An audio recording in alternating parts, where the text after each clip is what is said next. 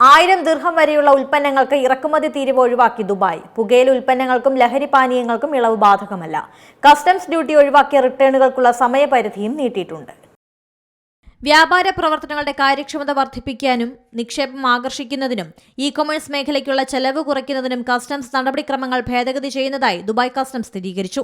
1000 ദിർഹത്തിൽ കൂടാത്ത വിലയുള്ള സാധനങ്ങളെയും ഉൽപ്പന്നങ്ങളെയും കസ്റ്റംസ് തീരുവയിൽ നിന്ന് ഒഴിവാക്കിയിട്ടുണ്ട്. പുകയിലയും അതിന്റെ ഉൽപ്പന്നങ്ങളും, ഇലക്ട്രോണിക് പുകവലി ഉപകരണങ്ങളും, അനുബന്ധ ഉപകരണങ്ങളും, നിക്കോട്ടിൻ ദ്രാവകങ്ങൾ, ലഹരി പാനീയങ്ങൾ, മദ്യമടങ്ങിയ ഭക്ഷണവസ്തുക്കൾ എന്നിവയ്ക്ക് കസ്റ്റംസ് ഇളവ് ബാധകമല്ല.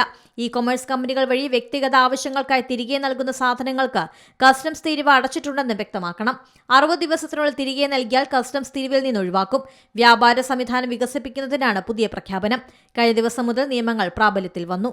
International desk, C Malayalam news. ഏറ്റവും പുതിയ വാർത്തകളും വിശേഷങ്ങളും വിരൽ തുമ്പിലറിയാൻ സി മലയാളം ന്യൂസ് എല്ലാ ഡിജിറ്റൽ പ്ലാറ്റ്ഫോമുകളിലും ലഭ്യം.